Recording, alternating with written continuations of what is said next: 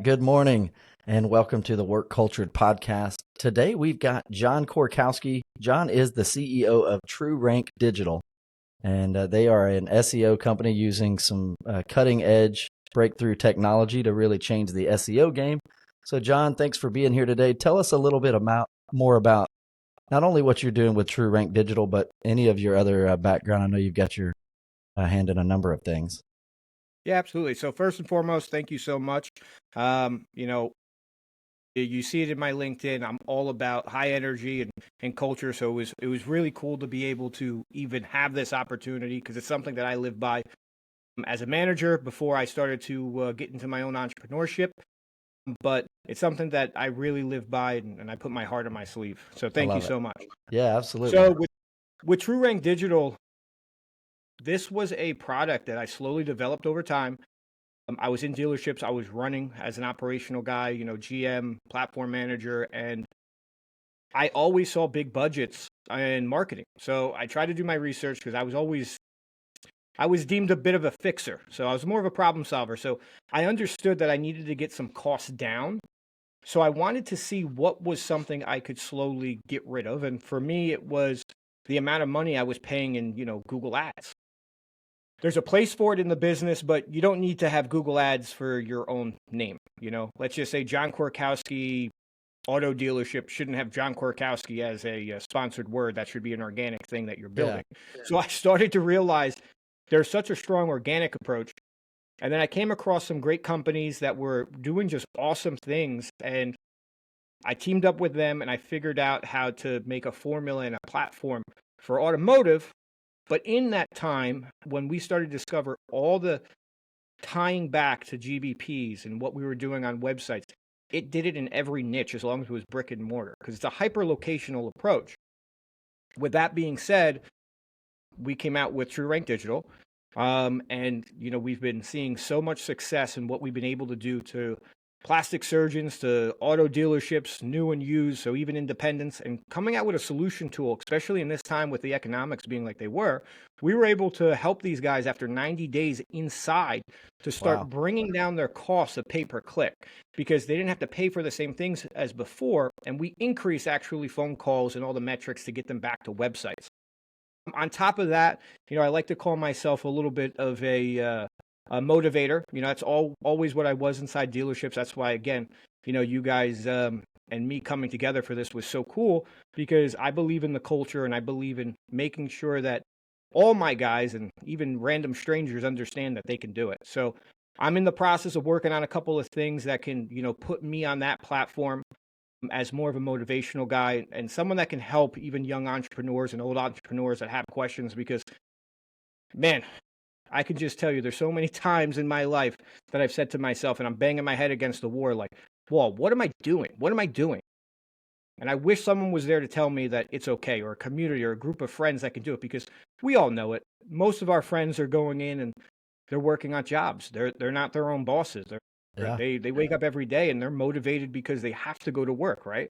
Well, when you don't have a health insurance that's being provided to you by the state and all these other things, because that's not the job that you have, you got to find it within you, even when you just work 2 weeks and you didn't make a change to your paycheck. So I wish there were some things that people told me, and that's something that I'm looking forward to do and things that we're working on right now for a little bit later this month or early in December. Okay. So, and obviously we kind of talked about that already. You'll shed a little bit more light on kind of that. And I want to use the word mentoring because from what I heard as I listened to you share about that earlier, is there's kind of a mentoring aspect in there, almost like a coaching aspect of wanting to be able to help people. So Absolutely. Given that you've already kind of got some of that hard wiring, right? Of just and I've got it too. Jason has it. I mean, that's kind of a what makes us, entrepreneurs to begin with, right? Is we know that we probably think a little differently than most of the people that we're used to messing with, but we also just see things differently and feel them differently. So can you tell me about like the transition in the last few years and especially kind of coming out of COVID? Can you pinpoint specific things that you guys were doing that was really moving the needle as far as culture goes? Absolutely. I developed something called a game ball. So every single week, whether it was Monday morning or Tuesday, depending on how it landed, because sometimes when you're closing out the month or you're closing out the week, sometimes you want to throw Monday in there for a couple of guys. Sure, sure. I would have a game ball, and that game ball would be signed by the guy the week before that won it. That's And awesome. I would always, A football? the reason, yeah, it would be a football. Yeah, big Okay, football. okay.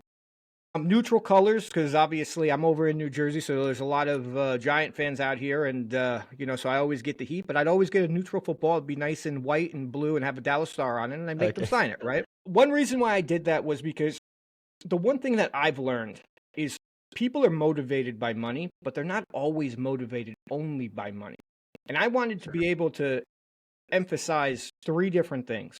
One was motivating people by money because, hey, we're going to pay you for doing the right things. Number one. Number two, we're also going to go out of our way to make sure that if you're going above and beyond, we're going to make sure that we're giving you some type of reward monetarily. The other thing was I wanted to also reward people with something that they had on their desk. I feel like when people have a healthy competition, it goes so much further. And you'd be surprised how many people actually would send pictures with their wife holding it the That's next awesome. day. And I'm thinking to myself, like, what the heck? Their 2-year-old baby. Just small things like that, because it's just there's a little bit of a bragging right in there. And then the third thing was time off. If you got 3 weeks with the game ball in 1 month, we actually gave you additional time, and you got to pick it. Nice. So if you've been in automotive before, you understand that that's extremely taboo if you talk to anybody in that. But the reason why I did it was I did a class actually when I was only 27 years old, and it was about managing the new generation. They care more about time away than they do with money sometimes. So I always wanted that to be a kicker. Like if you were above and beyond and you just made enough money for the company, you're already hitting your bonuses, so you're happy. An extra day off gives you an ability to take your family away for the weekend. So that was one of the smaller things that we did as a cultural side of it. The other thing that I did was I always came out with a different mindset on Monday than I did on Saturdays. I made sure Saturdays were fun, energized. I made sure that the culture was always there, that we're here to help. If there was someone that was off, I'd step in and do the things that, maybe a general manager or an owner shouldn't do, because I wanted everybody to see that it was more important for me to mop the floor. I forget who the head coach was for the basketball team. I think it was for the Indiana Hoosiers back in the day, but there's this one Bobby, video. why can't I think of his last name? Yeah, I can't Throw either. in them There's chairs. Yep. Yeah. But he was known for mopping the floors. Okay. And people would be like, what the heck? No matter what, he'd mop his own floors. The janitors weren't allowed to do it because it was his floor. So I always led by that mentality, and my sales guys and my team have always understood that, well, I can call Jon. Like everybody has my cell phone in my company. Like I tell them all the time, if you're having a day where you're not motivated, call me. Or crap, you want to brag about something you just did? I want to hear about it, because sometimes that's going to motivate me a little bit more. Sure. Because I'm still the competitive beast at nature.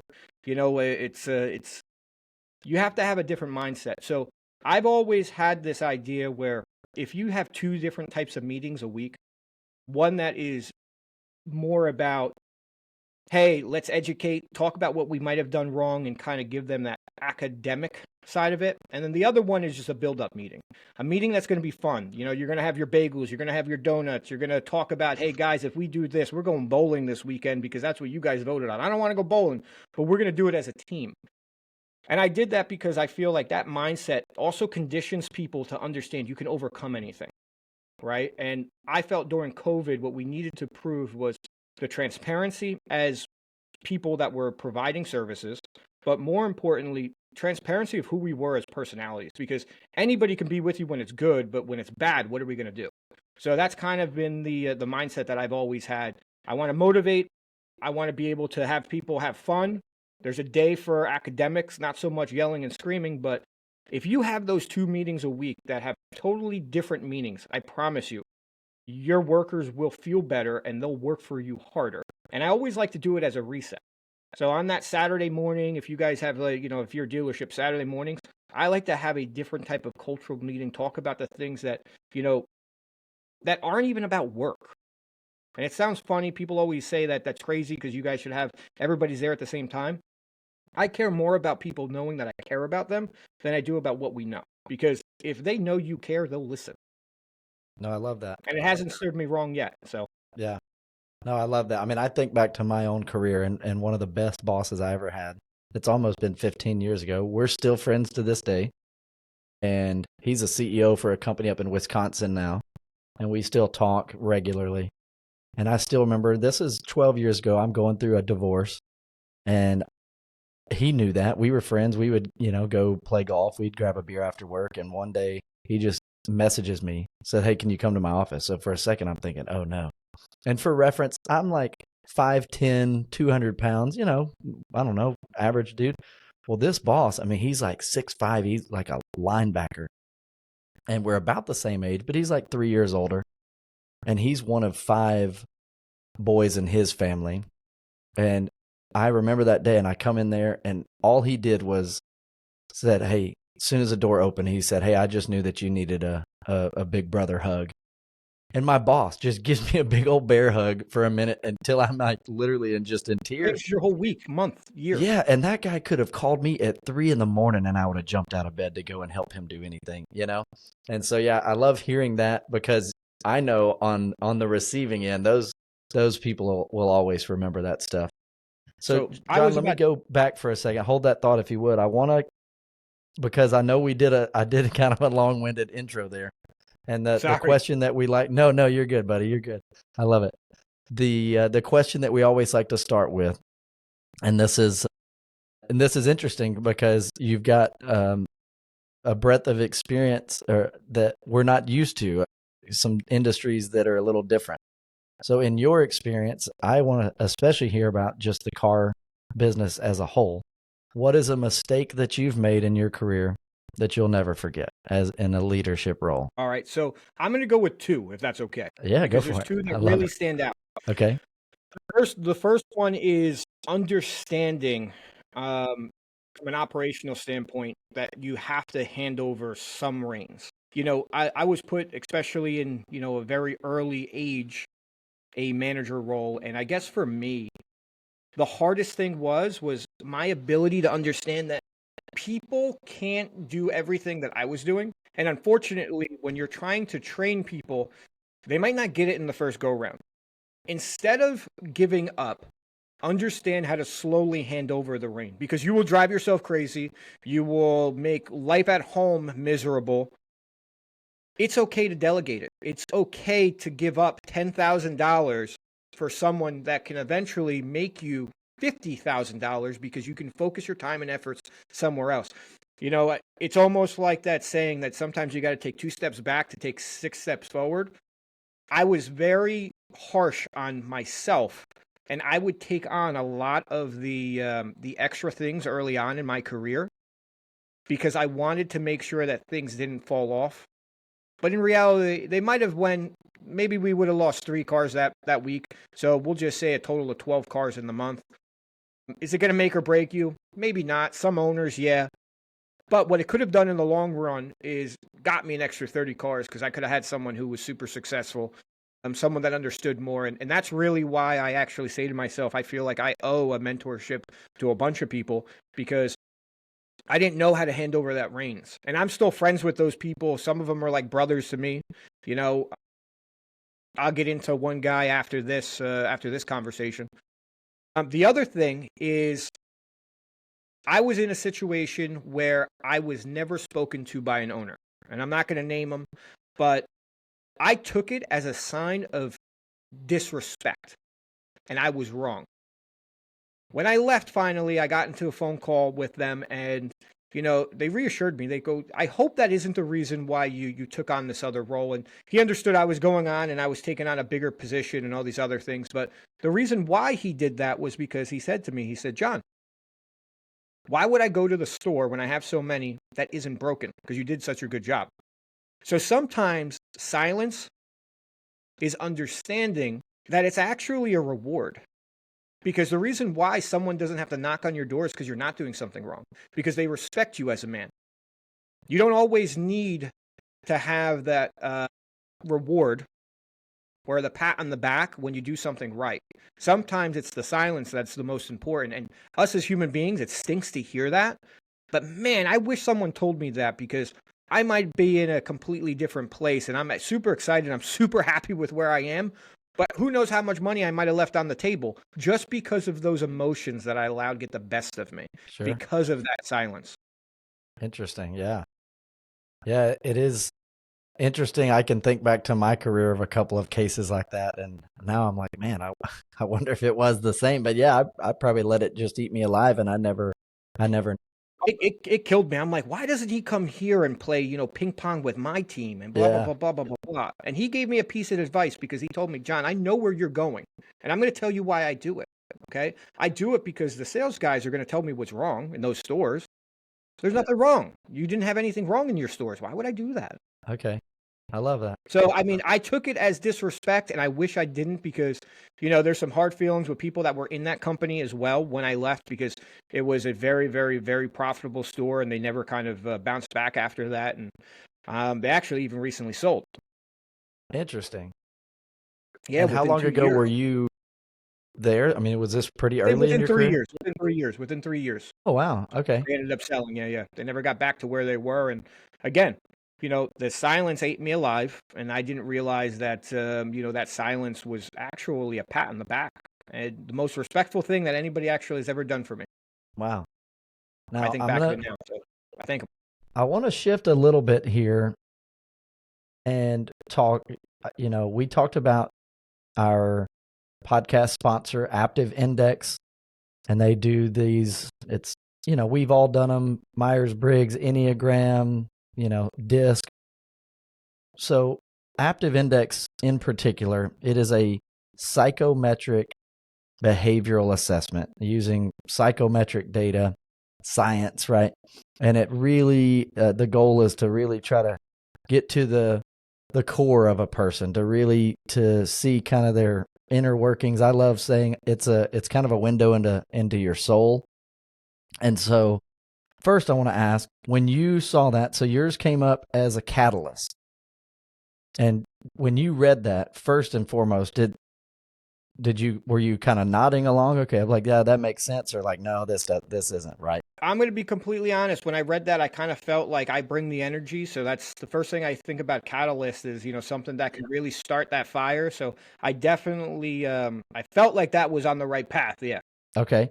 So I'm going to read a couple of more things here just for our listeners, and I want you to tell me if any of this in particular speaks to you. So obviously we've already seen it. The number one thing is, when I look at a catalyst, when I look at your profile as someone that's a people person, and yeah, very inclusive, wants everyone's ideas and contributions. And then you've already said it. This is the kind of person that is naturally going to step into the leadership role, but is also not afraid to get his hands dirty and be right there arm in arm in the trenches with the people. And then probably one of the other things is, quick to connect, never meets a stranger. And those are kind of all of the high level things. Would you agree with all of that? Yeah, and I'll tell you this: as I took that test, it was actually my my dad's death anniversary. Wow. And all those things really kind of resonated in me, because as a young boy, there were some things that he spoke to me about. One of them was, he asked me, "Hey, Johnny, can you do me a favor? Can you tell me how, what happens to kings, right? Like, how do they die? Where do they die?" I'm like 10 years old, by the way. This is like some crazy stuff, and I got video footage of my For dad. reference, how old are you now, John? So I actually will be 35 on November 28th.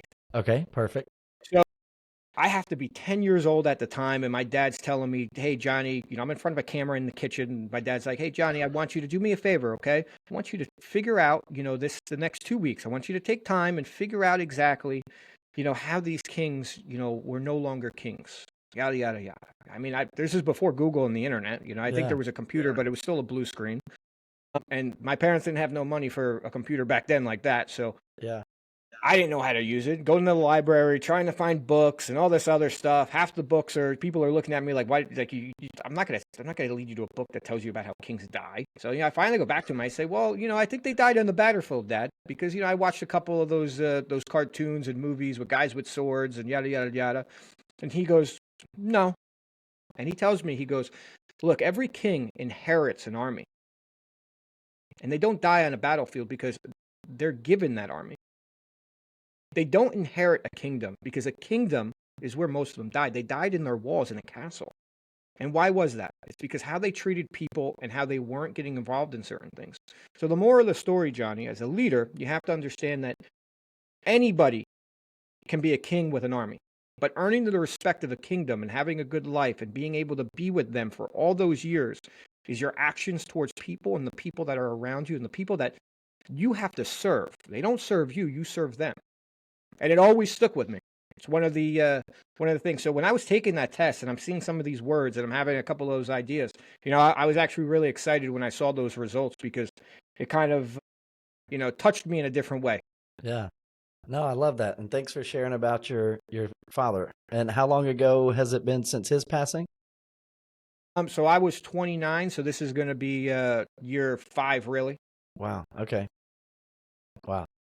All right. Well, yeah, I really appreciate you sharing that. I know for me, like I think about, yeah, I mean, all of the experiences, all of the relationships.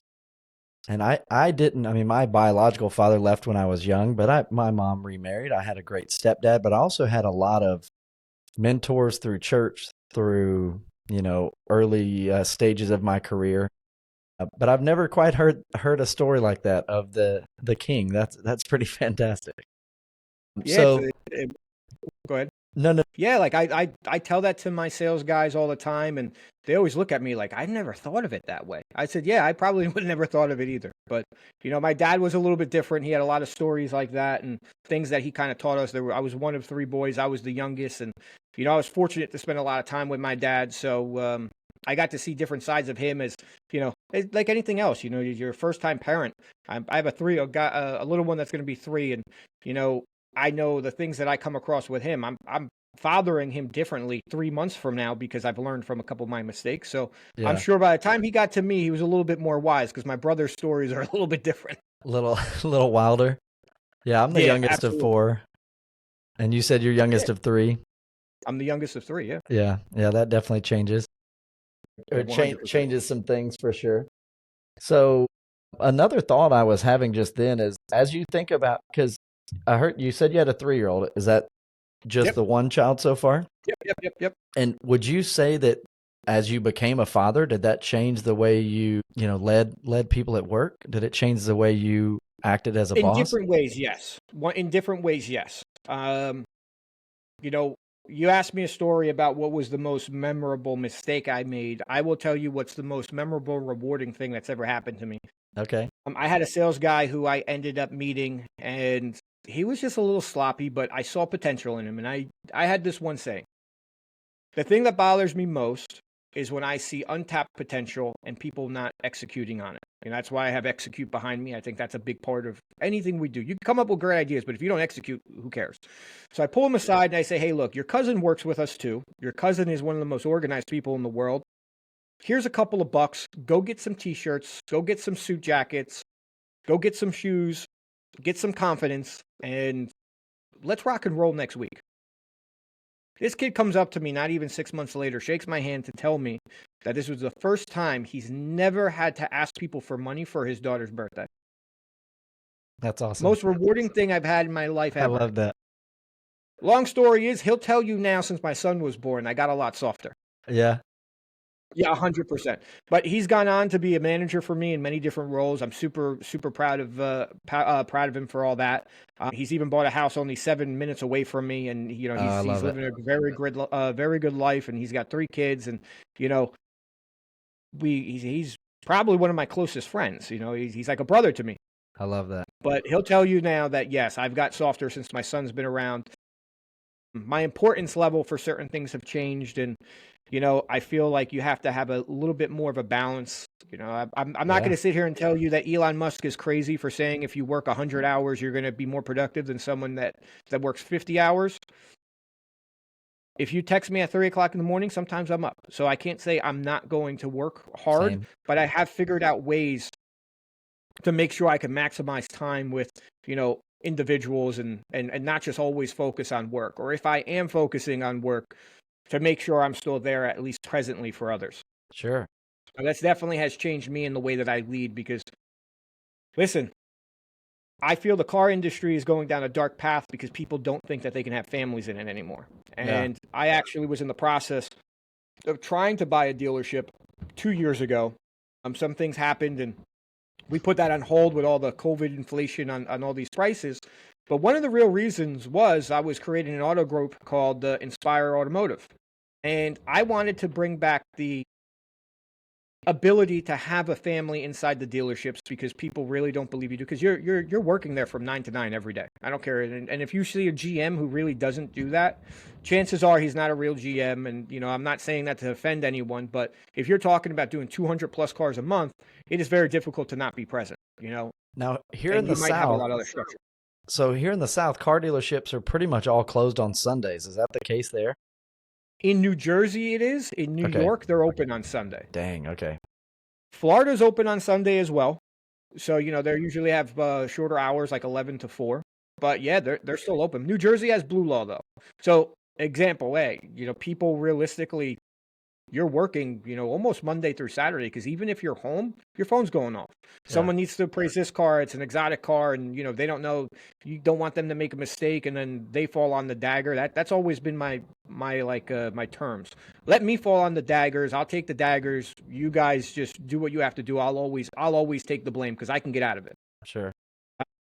So your phone's always going. So what I really wanted to do was focus on that ability to be able to still have a family, and that's kind of changed because when I first set off in the car business, I was like, well, if I'm going to go out and I'm going to make X amount of money, like, okay, everything else is okay, right? But then you start to realize that's not the truth. That's not life. What are you really living for? Yeah. Your money's great, but if you're not even going to be able to enjoy it, what's the point? Yeah, absolutely. So yes, I definitely changed. So what's on the horizon for you guys for True Rank Digital, for maybe some of the, I know, and we'll still get a little more plug from the, mentoring and that stuff. But as far as True Rank Digital, what are the next 6 months, 12 months look like? Well, right now we're getting ready. This is the time of year that most people start to look at what they didn't achieve during the year. So fiscally speaking, we're getting ready to take on as much as 50 more clients. We're at close to about 63 right now. We should be at 63 actually by the end of today. Okay. I should be adding one more rooftop. So we're just looking to expand and help as many people as we can and get the word out there about the algorithm changes. I believe that right now in business, it's a David versus Goliath mentality. And I want to keep continuing to push the story that it's not, because you don't need 40,000 to spend. Anybody out there right now, contact me if you have any questions. I'll do an audit for you for free, and I will show you that most of the money that your competitors even spending is just waste. Google came out with throwing it away. Google came out, and then this is all stuff that you can Google. Google actually came out and said in 2023, more than 43% of all ad spend was wasted in 2023. Think about that. That's a high number. Yes, we want to keep pushing the organic approach that gives the local business owner the ability to continue to grow his business and earn the respect, because that guy usually does a better job with his clients than the person that is franchised and going against the we'll just use the term of the big brothers in this situation. Sure. The little brothers are here and the little sisters are here, and we just need to be the billboard. I tell everybody, back in the day, you used to just have a billboard out on the busiest highway, and if you had that, you can get customers. Yep. Well, now you have two billboards. It's your website and also your Google business profile. So when it comes to your local search engine optimization, trust me when I tell you, you can succeed with the foundation of organic. Pay-per-click has a place, but it is not your start and finish. And it's really designed, in my opinion, and I did this in dealerships, when I would add an extra $5,000 to my ad spend, it was because I needed to get the extra 10 cars. It's not going to get you an extra 100 cars overnight. I can promise you that. Pull me the numbers. I'll show you where half of it is BS. And again, I don't even blame the agencies. It's Google's changing so much right now because of our cell phones, right? we have what's called NLP. So I want to push the expansion of NLP, which is natural language processing. We speak to our phones like someone on a couch at a party. Yeah. Google uses semantic search, which is all based off of queries, right? So how we ask it questions is very important. If your keywords are based off of encyclopedia words, right? And you and I on a couch party, we're broing it up at that point, right? We're not going to talk exactly into our phone the way that these encyclopedias speak. So key phrases and key words are having so many issues and they're proving not to fully work. There's a place for it, but we need to make sure we're doing it properly. And TrueRank Digital has the solution for it because we use transactional keywords that are done based off of the local search. So we have the ability to use our platform, and the only AI I use is to identify words that are being searched in certain areas, as well as some other things that I can't get into recipe-wise, that allows me to maximize my words and use the topical zip codes, use what's in that area, because I take such a hyper-local approach. You could be a dealership in, let's say, New York, and I can get you ranked in the same area that a top restaurant is because I'm using things based off of that zip code, that restaurant, and other landmarks. So I can get extremely surgical on where I need to put you. And over time, you can see after 90 days, I've been able to lower most people's pay-per-click. And That's you know, wild. they're allocating to other things. And right now, you see the car dealership guy, everybody's talking about AI this, AI that. And let me tell you, they're expensive tools. They're expensive tools. And you need to find where that money's going and where you're going to cut that money to put those things in your budget. And even if it's not me, all you listeners understand that good SEO work will help you build that foundation and be able to maximize your budgets, because you don't have to put it all into pay-per-click. You don't have to spend all the extra money, because if you look, most of it just gets wasted anyway. So it doesn't have to be me. Just do yourself a favor, do your research, look at the foundation. If you want to call me just to ask for advice because you have people in-house, I do a lot of stuff for free just because I enjoy it. So just call. I love that energy. Thanks, John. You're welcome. So Of course. the last question I have is going back to where we started in the beginning. I want you to be able to take a few minutes and plug what you guys or what you're about to be doing and launching and kind of the mentoring and coaching aspect of helping young entrepreneurs. Absolutely. So this is what I'm most excited about. If you asked me tomorrow, or if you asked me yesterday, what gives me the most excitement and what I do and why I wake up, it's exactly why I told you that story about that Jose gentleman is the most rewarding thing for me.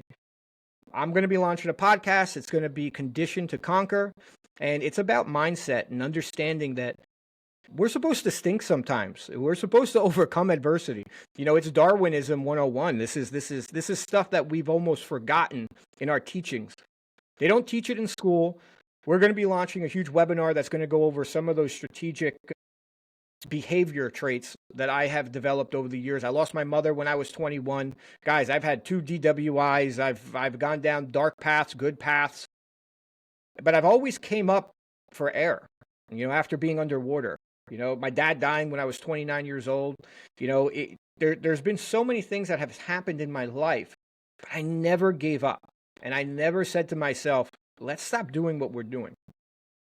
You know, there's going to be a big webinar that's going to go over some of those mindsets for the behavior, but also some selling tools, because I do believe that it all goes back to sales. I believe that anything that we do, whether or not you're going to be an entrepreneur for any type of business, you want to start a podcast, you better be able to sell yourself and sell the mentality, right?